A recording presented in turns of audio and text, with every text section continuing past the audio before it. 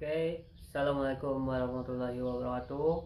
Kembali lagi di channel kita yaitu Iwo Official. Dan di kesempatan kali ini kita akan mengobrol tentang bagaimana pengalaman mendirikan toko baru di Lazada Seller Center agar toko baru kita mendapatkan banjir orderan. Nah, di channel Iwo Official ini kita akan membahas tentang berbagai tutorial Lazada dan berbagi cerita atau pengalaman selama menjadi seller center di Lazada. Oke. Belum kita lanjut ke sharing atau cerita-cerita pengalaman, alangkah baiknya kita like dan subscribe terlebih dahulu channel ini agar channel ini terus semakin berkembang. Jadi, jika kalian berpikir ingin membuat toko baru di Lazada, kalian jangan langsung berpikir, oh esok hari toko jadi dan besoknya kita akan mendapat orderan banyak sekali. Itu banyak kata-kata yang seperti itu. Coba kalian pikirkan, mendapatkan toko baru tetapi belum ada penjualan. Nah, bagaimana kita untuk mencari atau target agar toko baru kita mendapat orderan atau penjualan dari konsumen tersebut? Nah, di sini jika kalian tidak ada pancingan, maka toko baru kalian tidak akan mendapat orderan dan bahkan lama sekali, sampai beberapa minggu, beberapa bulan, bahkan sampai toko kalian itu tidak ditentukan seberapa dapat orderannya. Nah, sini kita akan berbagi pengalaman jika seandainya toko kalian sudah jadi. Nah, yang dilakukan pertama yaitu upload produk. Iya, setelah upload produk dan pengiriman berkas dan lainnya, toko Lazada kalian sudah jadi. Nah, sini kalian yang kejar langkah pertama yaitu bagaimana kalian mendropship barang tersebut untuk dikirimkan ke teman kalian, alias kalian membeli produk sendiri di toko kalian dan mengirimkan dengan ke alamat teman kalian. Kenapa pengirimannya ke alamat teman kalian? Di sini agar alamat ke tujuannya bukan alamat tujuan toko kalian atau toko kalian atau ke rumah kalian. Nah, ini akan mengalami kesamaan dalam tujuan tersebut. Nah, maka dari itu pihak Lazada akan mencurigai toko kalian itu ternyata ada dropship sendiri. Nah, kirimkan ke melalui alamat teman kalian agar tidak terdeteksi dari pihak Lazada karena ini adalah dropship. Dan jangan sekali-kali melakukan dropship awal itu COD karena pasti akan gagal tidak akan mendapatkan banjir orderan. Nah, pastikan kalian awal-awal dropship itu bayar di counter, yaitu di counter seperti di Indomaret dan Alfamart lewat pembayarannya, itu namanya bayar di counter. Oke, begitu, dan kita lanjut ke pembahasan berikutnya, ke pengalaman berikutnya. Setelah kalian mengalami seperti itu dan kalian sudah mulai dropship dan sebagainya, maka keesokan hari kalian mendapat orderan dari kita sendiri yang dropship. Kita cetak resi dan kita cetak resi, packing sampai diserahkan barang itu ke ekspedisi, dan kita tinggal tunggu beberapa hari kemudian itu mungkin akan mengalami kenaikan dari pengunjung dan traffic di toko kalian. Nah, setelah itu kalian lakukan seperti langkah yang awal, yaitu kita dropship sendiri seperti yang dijelaskan di tahap awal, yaitu dropship sendiri. Kita kirimkan lagi ke alamat teman kita, tapi ke alamat teman kita jangan sama dikirim ke alamat teman kita yang awal. Kita beda teman lagi. Yang langkah kedua ini kirim ke alamat teman kita yang beda. contoh awalnya di kota ini, dan yang keduanya di kota ini.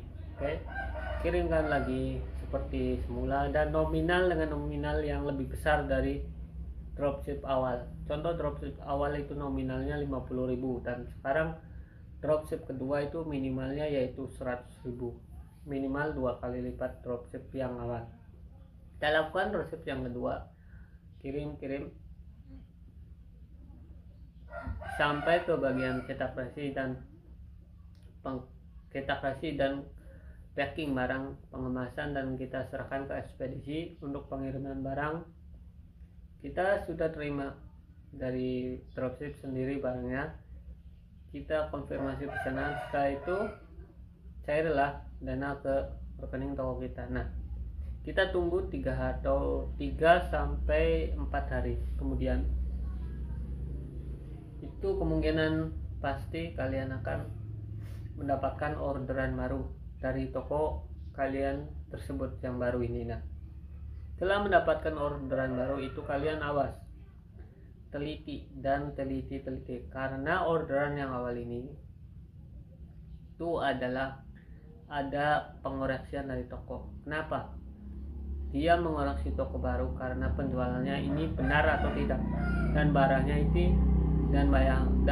ini ngaco atau tidak. Nah, di sini ada customer atau mungkin sebagai dari pihak-pihak Lazada itu membeli sendiri di toko kalian yang baru itu. Nah, maka dari itu kalian pemesanan orderan awal ini, mungkin kalian jangan terlalu terburu-buru, packing yang rapi, cetak resi yang benar, dan hasilnya sesuai dengan update produk kalian, barangnya sesuai dengan upload produk kalian. Nah, jangan ngaco di sini. Jika orderan pertama kalian barang yang ngaco, tidak sesuai dengan produk yang diupload dalam toko Lazada kalian, toko kalian kemungkinan akan mengalami backlist. Apa itu backlist? Mengalami penutupan yang alami dari pihak Lazada. Nah, kok kenapa begitu? Kalian salah sendiri, karena upload produk seperti itu, kalian kirim barang seperti itu, dan kalian itu nanggung risikonya sendiri, pokoknya seperti itulah. Nah, jadi di sini yaitu di Lazada Center itu pesan, jadilah seorang penjual yang sesuai dengan uploadan produk kalian, jangan mengisi asal barang. Nah, dan perhatikan produk kalian itu jangan sampai di dalam pengiriman di suatu perjalanan sudah ada barang yang tidak layak, yaitu seperti rusak kemasan atau yang lain sebagainya, karena di dalam waktu pengiriman itu cukup lama ya, sampai berhari-hari. Seperti itulah cara membangun toko awal di Lazada. Dan setelah itu mungkin kalian jangan terlalu berlebihan ya mendapatkan orderan yang banyak. Kalau toko kalian baru berdiri sekitar 2 minggu, 3 minggu, bahkan baru 1 bulan ya, seperti itu jangan berharap banget. Jika toko kalian baru sebulan, bahkan 1 bulan setengah, itu pun orderan masih masih stabil dan tidak mendapatkan orderan banyak, dan bersabarlah, karena kalian harus menggunakan trik-trik yang ada di dalam Lazada Seller Center yang yang diatur oleh Lazada. Dan biasanya ada suatu kompetisi ini biasanya diselenggarakan oleh dari pihak Lazada Seller Center sendiri ya. Contohnya agar toko-toko penjualan kita itu naik, seperti Lazada yaitu sendiri ada yang mengadakan program sponsor untuk menaikkan traffic penjualan dan orderan, dan ada juga yang sistem free ya, sistem free atau sistem gratis, yaitu model campaign ya. Di sini campaign boleh ikut semua asalkan toko kalian tidak bermasalah, dan asalkan toko kalian sudah dapat orderan seperti yang ditargetkan dalam ketentuan Lazada Seller Center tersebut, maka itu Anda mendaftar ke sampaikan kalian. Nah, yang lebih bagus ini masuk ke event flash sale. Nah, di sini event flash sale bagus sekali. Akhir-akhir ini flash sale itu sangat bermanfaat karena bisa menaikkan pengunjung yang banyak dan mendapatkan orderan begitu yang banyak. Nah, dan kenapa sih harus ikut flash sale dan apa untungnya? Flash sale ini menguntungkan bagi untuk para penjual. Karena apa? Karena bisa menaikkan pengunjung, traffic, bahkan mendapat orderan yang banyak jika tokonya itu di level yang tinggi. Nah, toko di level yang tinggi dan tidak mengalami penurunan orderan itu, saya jamin flash sale itu akan mendapat banjir orderan di toko kalian.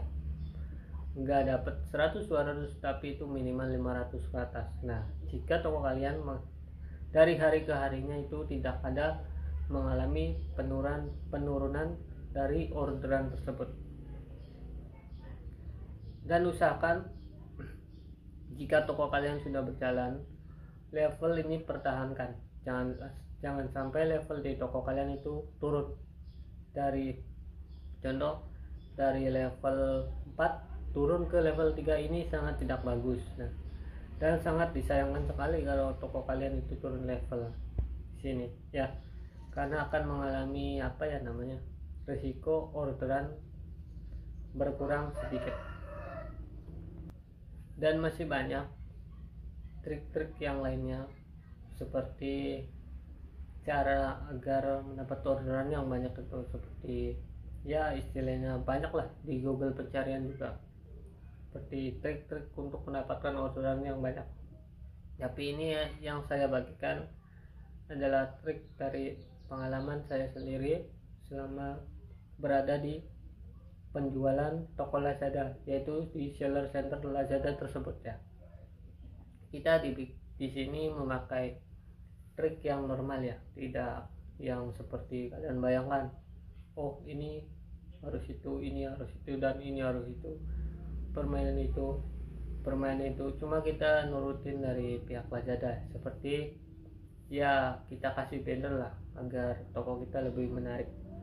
Banner, misalkan kita menjual pakaian ya kita kasih banner slogan yang masuk ke dalam kepakaian, contoh promosi pakaian ini dan bahan-bahan ini, kita buat bannernya agar pengunjung lebih menarik dan banyak perhatian, dan itu juga meningkatkan orderan dan pengunjung dan bahkan traffic mengalami kenaikan pesat di situ.